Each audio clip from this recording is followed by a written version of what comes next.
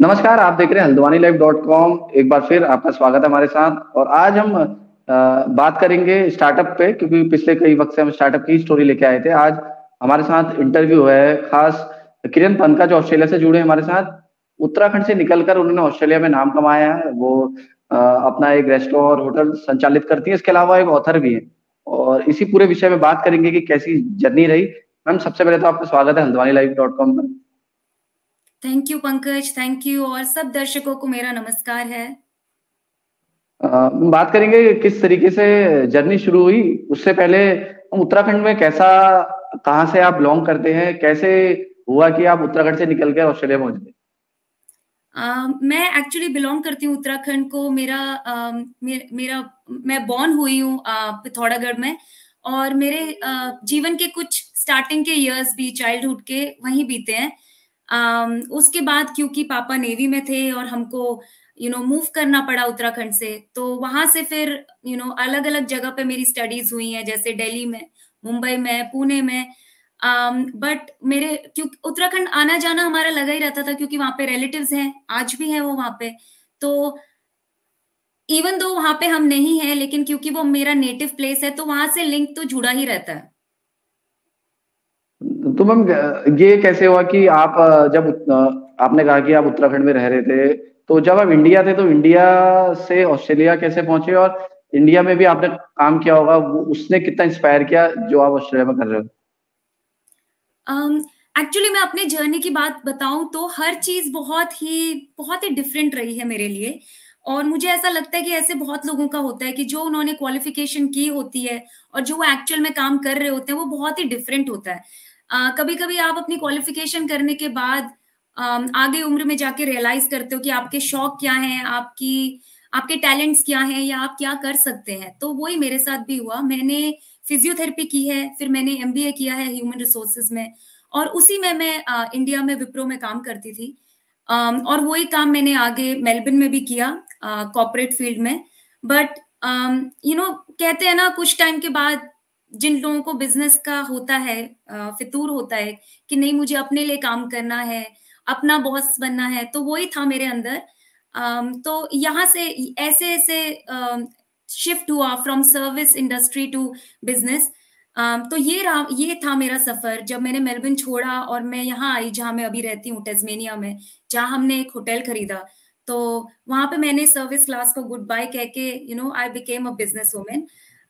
और ऐसे ही मेरी ऑथर वाली जर्नी भी रही, क्योंकि मैं हमेशा से लिखना चाहती थी। मैम, कितना डिफिकल्ट था, क्योंकि जैसे आपने बोला सर्विस वाली जो डिपार्टमेंट था उसको छोड़ दिया, क्योंकि आपने बताया कि पापा नेवी में थे, जॉब थी। क्योंकि जब हम जॉब कर रहे होते तो एक सेफ साइड चले जाते हैं।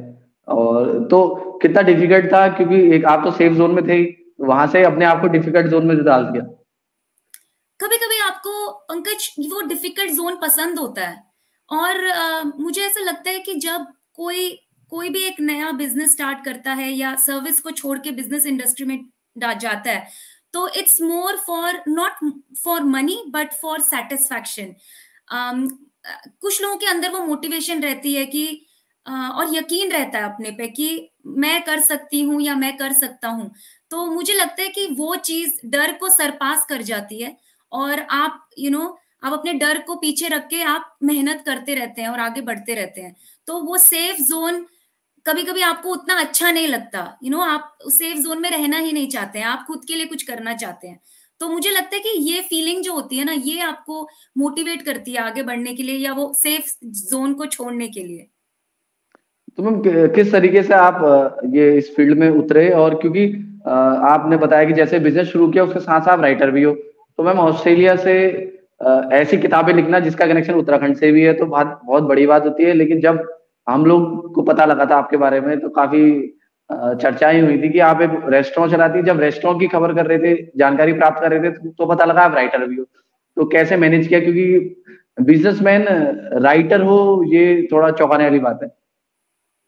हाँ, मुझे लगता है ये लोगों का ये सोच होती है कि जैसे कोई लॉयर है तो लॉयर ही है, या अकाउंटेंट है तो अकाउंटेंट ही है। लेकिन मुझे ऐसे लगता है अब इस एज में आके कि कभी कभी आपके कुछ अंदर टैलेंट्स होते हैं जो आपको उस टाइम पे नहीं दिखते हैं। और ये धीरे धीरे आपको पता लगता है। तो मुझे ऐसा लगता है कि राइटिंग का जो शौक था मुझे, मुझे वो बचपन से था। बट टाइम मुझे मिला 2012 में जब मेरी फर्स्ट बुक निकली, और वो टाइम तब ऐसा था कि मैं अपनी जॉब छोड़ के ऑस्ट्रेलिया आई थी और मैं अपनी रेजिडेंसी का वेट कर रही थी और मेरे पास वीजा नहीं था काम करने को। तो वो एक ऐसा फैक्टर था कि मैं काम ही नहीं कर सकती, तो मैं क्या कर सकती हूँ। तो मैंने सोचा कि क्यों ना मैं वो करूँ जो मैं हमेशा से करना चाहती थी, बुक लिखना। तो तब मैंने अपनी पहली बुक लिखी थी, और उसके बाद फिर क्योंकि आप बिजी हो जाते हो, 9 to 5 जॉब, बहुत डिमांडिंग जॉब रहती है, तो फिर मुझे कभी टाइम नहीं मिल पाया, और जो भी मैंने लिखा वो कभी मैं पूरा नहीं कर पाई, क्योंकि मोटिवेशन आता था और ड्रॉप हो जाता था बीच में, और टाइम नहीं मिलता था। तो ये मुझे नेक्स्ट 2 बुक मेरी तब हुई जब कोविड का टाइम आया। और ऑफ कोर्स जैसे आप कह रहे थे, वो सिर्फ रेस्टोरेंट नहीं है, हमारा एक होटल है जिसके अंदर रेस्टोरेंट है। तो जब कोविड के टाइम पे इतनी रिस्ट्रिक्शंस लगी थी और बॉर्डर्स बंद हो गए थे, तो हमारा होटल बिल्कुल सुनसान पड़ गया था, like no customers, no nothing. And I know ये सबके साथ हुआ है, इंडिया में भी, उत्तराखंड में भी, सबके साथ। तो हमारे साथ भी वही हुआ, और मैं खाली खाली नहीं बैठ सकती। तो फिर मैंने सोचा कि ओके, मेरे पास फिर से टाइम है, तो व्हाई नॉट मैं फिर से लिखना स्टार्ट करूं। तो मैंने तब अपनी सेकंड बुक लिखी। It's a horror book, it's a horror fiction, and it's actually based on hotel horror. तो मैं होटल में ही रहती थी, और मुझे ऐसा आइडिया आया कि होटल हॉरर के बारे में लिखना चाहिए, इसके बारे में कोई तो बुक नहीं है। ये मैम ये आपने एक्सपीरियंस किया क्या जब कोविड में थे, आप कह रहे हो कि? नहीं, थैंक गॉड मैंने ऐसा कुछ एक्सपीरियंस नहीं किया, क्योंकि मैं खुद होटल में रहती थी, एंड ऑफ कोर्स मैं हॉन्टेड होटल में नहीं रहना चाहूंगी। तो ऐसा कुछ पर्सनल एक्सपीरियंस नहीं था चेक इन चेकआउट को लेके। ये है मेरी सेकंड बुक। तो ये दिखाती है एक्चुअली एक होटल का रिसेप्शन, और कस्टमर्स आ रहे हैं, और वो हॉन्टेड होटल है। तो यस ऐसा मैम। पर्सनली नहीं रहा, लेकिन आप कभी कभी इमेजिन करते हो कि यस अगर ऐसा होता तो कैसा होता, जैसे कि राइटर्स करते हैं, मुझे लगता है। Yes ma'am. तो सेकंड बुक मेरी ऐसे रही। तो बस मेरी जर्नी ऐसे ही चलती रही। सेकंड बुक के बाद फिर थर्ड बुक भी आ गई, जिसमें कि मैंने कहानियां लिखी हैं उत्तराखंड से रिलेटेड। और वो कहानियां हमेशा से मेरे पास थी, लाइक बहुत सारे लोग मेरे से कोरिलेट करेंगे इस चीज में, इवन दो अगर वो दिल्ली, मुंबई जैसे बड़े शहरों में भी रहते थे। बट आप हमेशा अपने नेटिव प्लेस में जाते हो गर्मियों की छुट्टी में, तो वहां पे आपको आपके रिलेटिव्स होते हैं, मामा होते हैं, चाचा होते हैं, दादाजी होते हैं, तो वो आपको कहानियां सुनाते हैं। तो जो भी मेरे को कहानियां ऐसी मैंने बचपन में सुनी हुई थी अपनी देवभूमि में, उत्तराखंड में, तो वो कहानियां हमेशा से मेरे पास थी, और मैं चाहती थी उसको अच्छे से सुनाना या दर्शकों के आगे एक्सप्रेस करना। तो वो मैंने अपनी थर्ड बुक में किया, एंड थर्ड बुक मेरे पास यहाँ पर है। It's called it follows you. तो ये एक्चुअली एक डरावनी ब्राइड की मतलब आपने इट फॉलोज यू का मैम, इट फॉलोज यू का मतलब ये निकाले कि आप उत्तराखंड से ऑस्ट्रेलिया भले ही चले गए, लेकिन उत्तराखंड आपको फॉलो करता रहा। हाँ, आप ऐसा कह सकते हैं। Yes, you can definitely say that, क्योंकि उत्तराखंड डेफिनेटली मुझे फॉलो करता है। और इस बुक में मैंने ऐसी बहुत सारी कहानियां डाली हैं जो मैंने सुनी है, गांव में सुनी है, और ऑफ कोर्स थोड़ा सा फिक्शन है हियर एंड देयर, बट ऐसी बहुत कहानियां हैं इस बुक में जो उत्तराखंड से इंस्पायर्ड है। तो मैम उत्तराखंड में जब आप थे तो अभी कितना आप मिस करते हो? और क्योंकि पिछले टाइम जब भी आपका विजिट हुआ था तो आप कई कल्चर फेस्टिवल्स में गए थे, वहां आपको सम्मानित भी किया गया था। तो कितना अच्छा लगता है कि ऑस्ट्रेलिया से रह के, क्यों आपकी पहचान ऑस्ट्रेलिया से रह के उत्तराखंड में बनी है, तो कितना मोटिवेट करता है सब? डेफिनेटली बहुत मोटिवेट करता है पंकज। और मुझे ऐसा लगता है कि हम जब बच्चे होते हैं तो हम रिकॉग्नाइज नहीं करते कि हम अपने नेटिव प्लेस को कितना पसंद करते हैं। और वो जो बचपन का टाइम होता है जब आप में वो चीजें इंस्टिल कर दी जाती हैं, अपने गांव को लेके, अपने अपने पूरी वो जगह को लेके, स्पेशली अगर आपके माँ बाप भी वहीं से हों और आपके रिलेटिव्स वहीं से बिलोंग करते हो, तो वो चीजें आप में इंस्टिल हो जाती हैं अननोइंगली, सबकॉन्शियसली। और धीरे धीरे आप लाइफ में कहीं भी जाएं, आप ऑस्ट्रेलिया जाएं, आप यूके जाएं, यूएस जाएं, बट आपको अपनी नेटिव लैंड, अपनी मातृभूमि हमेशा याद आती है। तो मैं ये जरूर कहूंगी कि ये तो मेरे साथ जरूर होता है कि मुझे वो अपने गांव का टाइम, बचपन का टाइम जरूर बहुत याद आता है। हम अभी जब ऑस्ट्रेलिया में आप रहते हो, कई उत्तराखंड के लोग मिलते होंगे या इंडियंस मिलते होंगे, तो जब आप लोग बैठते हो तो किस तरीके की बातें होती हैं, क्योंकि जब कहते हैं कि दो कम्युनिटी के लोग मिल जाते हैं तो वे बातें कभी खत्म नहीं होती। और रही बात हम उत्तराखंडियों की, तो हम तो अपनी कहानियां सुनाने के लिए बिल्कुल माहिर हैं। हाँ, ये तो आप मुझे देख ही रहे हैं, मैं अपनी कहानियां सुनाती रहती हूँ। और बहुत अच्छा लगता है अपनी कम्युनिटी के लोगों से मिलना। और मुझे लगता है कि आप अगर विदेश में चले भी जाते हो तो आप सबसे ज्यादा रिलेट अपने लोगों के साथ ही कर पाते हो, जिनके साथ आपने, जहां आपका बचपन बीता है, जहां पे आप बॉर्न और रेज हुए हो। और वहां के लोग आपको, आपकी बातें समझ पाते हैं। अगर अगर मेरे को कोई ऐसा जना सुन रहा है जो एनआरआई है या किसी और इंडिया में नहीं है, कहीं और से सुन रहे हैं, ये वो जरूर मेरे से कोरिलेट करेंगे, क्योंकि आप जब बाहर आते हो तो आप अपने कल्चरल फेस्टिवल्स को बहुत मिस करते हो। ऑल द फेस्टिविटीज, दिवाली आ गई या हमारा काले कौवा जो आता है हमारे वहां पे, तो वो चीजें आप जरूर जरूर मिस करते हो। और मुझे ऐसा लगता है मैं जब से बाहर आई हूँ मैं ज्यादा मिस करने लग गई हूँ। तो हम इसका मतलब मेरे ख्याल है कि हम बोलते हैं ना, जब चीज पास होती है तो हम उसकी रिस्पेक्ट नहीं करते हैं, जब हम दूर हो जाते हैं तो हमें लगता है कि हाँ यार, जब वो चीज है ही नहीं तो ज्यादा उसके बारे में सोचते हैं। डेफिनेटली डेफिनेटली, जैसे आजकल के बच्चे कहते हैं कि हमें ये पसंद नहीं है या हमें नहीं गांव जाना, बट मैं बता रही हूँ कि ये होता था मेरे साथ भी। बट अब कंप्लीटली ऑपोजिट हो गया है, आप उन चीजों को मिस करते हो। और अगर आपको कोई विदेश में कोई पहाड़ी मिलता है या उत्तराखंड से कोई मिलता है तो आप बहुत खुश हो जाते हो। अम, ये तो होता ही है पंकज, आई मैम आई आप एडमिट टू मैम आप दैट। राइटर भी हो, आप बिजनेस भी चला रहे हो और आप मदर भी हो। तो मैम बच्चों से को क्या आप उत्तराखंड के बारे में बताते हैं, कुछ समझ पाए हैं वो उत्तराखंड को लेके, क्योंकि हाँ, अब तो आप। मेरे दो बेटे हैं, एक 5 साल का है, एक 2 साल का है। Just turn 5 and 2 years old. हाँ। तो जो 5 साल वाला है वो, उसको मैंने बचपन में ये हमारी लोरी होती ना, घुघुती बासुती, रिया जी सुन। ये मेरे चाचा जी लोग मेरे साथ करते थे, तो मुझे अपने बचपन का वो याद है, तो वो मैं उसके साथ करती थी। और वो बोल भी सकता है उसको, वो ओके गा मैम। के सुनाता है। तो मैम मैम अभी जब उत्तराखंड जब आप आए थे तो बुक को रिलेटेड बात करूंगा। तो बुक को लेके कैसा रिस्पांस था, और जब आप यहाँ से गए कितनी यादें लेके गए? और क्योंकि आपने जब आपसे बात हो रही थी आपने बताया था कि उत्तराखंड के लोग जब भी आपसे कनेक्ट करते हैं या बताते हैं कि उनको ऑस्ट्रेलिया आना है, किसी चीज की हेल्प चाहिए, तो आप को लगता है कि आप ये प्रॉब्लम आप ही की है।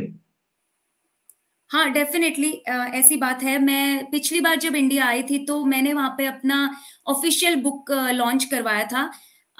उसके लिए वो मैंने चंडीगढ़ प्रेस क्लब में किया था। तो मैंने 2 बुक्स का लॉन्च किया था, बिकॉज दोनों बुक्स यहाँ पे कोविड टाइम पे लिखी गई थी, तो उनका एक प्रॉपर लॉन्च नहीं हो पाया था जो मैं हमेशा से चाहती थी। तो वो मैंने किया उस बार। और मैं देहरादून भी गई थी ऑन अ कल्चरल फेस्टिवल, और मुझे बहुत अच्छा रिस्पॉन्स आया वहां से। और मुझे ऐसे बहुत लोगों के मैसेजेस आते हैं जो कभी बुक पढ़ते हैं, बट अनफॉर्चुनेटली मुझे बहुत लोगों ने कहा है कि आप अपने बुक को हिंदी में भी ट्रांसलेट करिए। तो वो चीज, आई थिंक अगर वो चीज होती है तो मैं ज्यादा ज्यादा पहाड़ के लोग वो पढ़ पाएंगे बुक्स को। अभी तो मेरी बुक्स इंग्लिश में ही है। बट हाँ, आपकी बात पे वापस आते हुए मैं ये कहूंगी कि हाँ, बहुत सारे लोगों ने मुझसे कनेक्ट किया फेसबुक पे, इंस्टाग्राम पे। एंड मैं ऑफ कोर्स कोरिलेट कर पाती हूँ ऐसे लोगों के साथ, क्योंकि मैं खुद वहां से हूँ। और लाइफ में हर एक की स्ट्रगल्स होती हैं, किसी की कुछ टाइप से होती है, किसी की कुछ अलग होती है, छोटी होती है, बड़ी होती है। बट आई कंप्लीटली अंडरस्टैंड कि जब लोग वहां से निकलना चाहते हैं या उनको कुछ हेल्प चाहिए होती है, तो अगर ऐसे कोई लोग सुन रहे हैं तो I am on Instagram, you can follow me there. अगर मेरे से कुछ आपको इन्फॉर्मेशन चाहिए तो I am happy to help.